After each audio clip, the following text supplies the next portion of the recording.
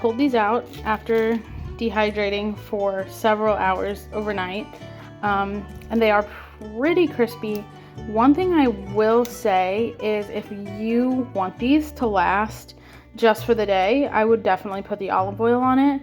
But if you don't want it to last, like if you want it to keep, I don't know how to say it, if you want it for more than one day, like if you want to eat some today, some tomorrow, some the next day, I would just put the lemon juice and no olive oil, because olive oil does not dehydrate very well, and I knew that going into this, but I just wanted to try it out and see what would happen. And they are really good, but they don't stay crispy for more than a day. So that would be my recommendation.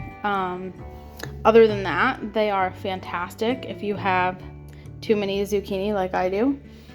And yeah, I do.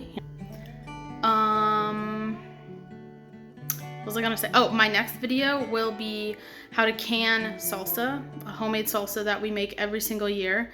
We're gonna work on that this weekend, and hopefully we get plenty of jars of that. So stay tuned for that if you are interested.